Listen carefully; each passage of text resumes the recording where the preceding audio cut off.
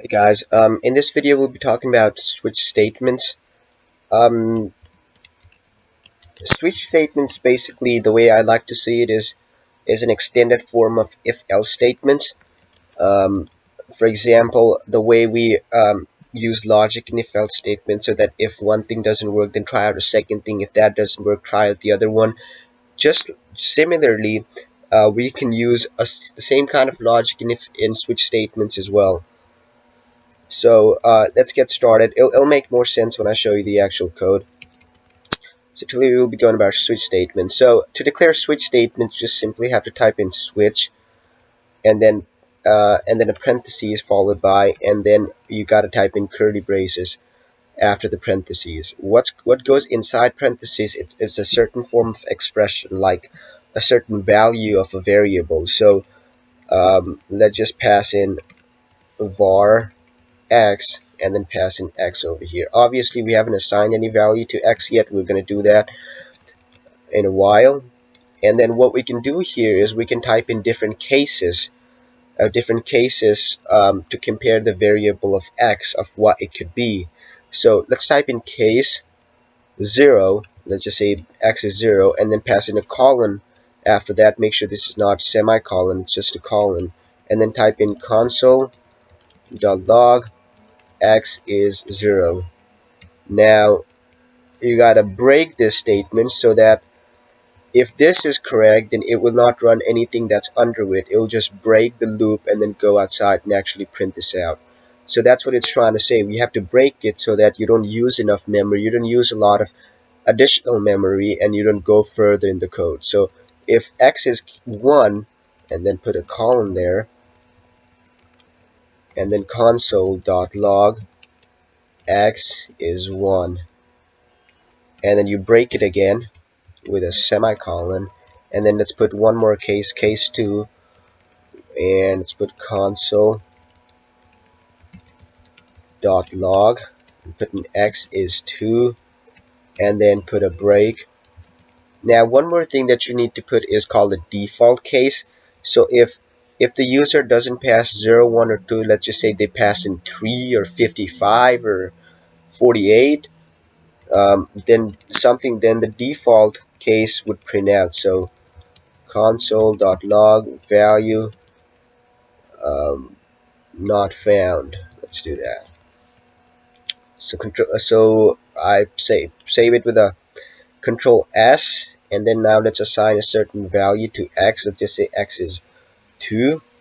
Control S to save. Go to your file, open it, and then right click, inspect, and go to console, and you should see x is 2.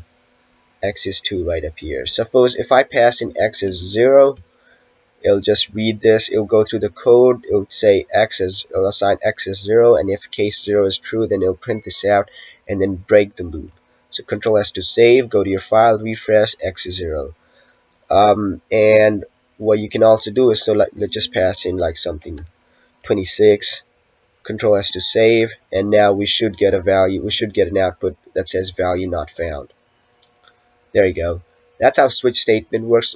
Very efficient in compared to if and else, but if and else has their own functionalities based on this, and this has its own functionality, but you can use this to replace any kind of looping code as well.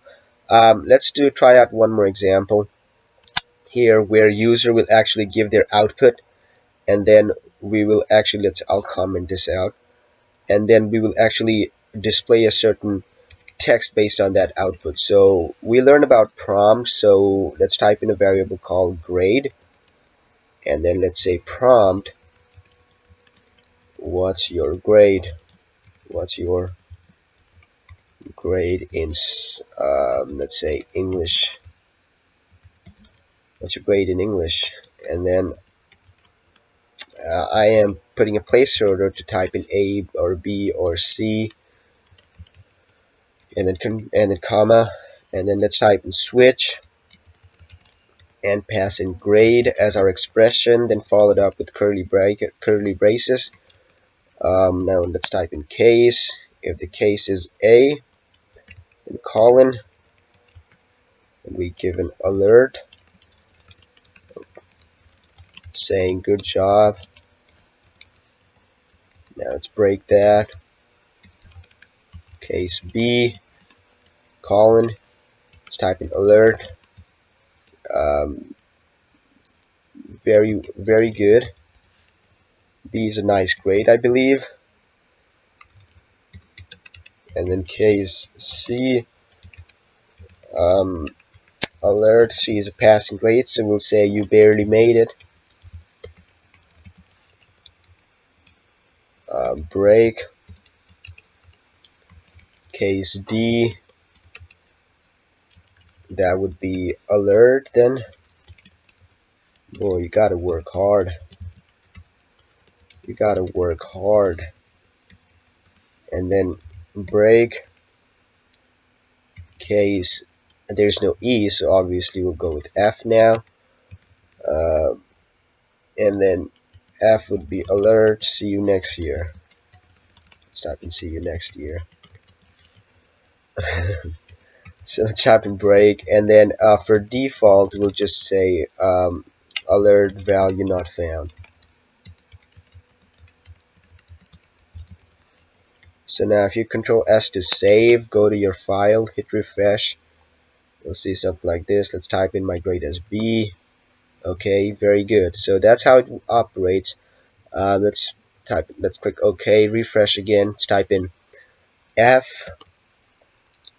See you next year. Let's check if this is case sensitive or not. Type in a small a, value not found. So it is definitely case sensitive because I passed in a character here with single quotations, and I'm telling this expression that it's a string value. It's a character string value, so it is extremely case sensitive. So if I pass in a case lowercase a, I can output a different kind of content based on that value. So that's the basics of switch statements. I hope you learned something off of this, and I hope you'll use it as you continue developing programs. And that's pretty much it for this video. In the next video, we'll be going over for loops, and it's a great topic. It's a great topic to talk about and to write some code about. So I'll see you guys in the next video. Thank you.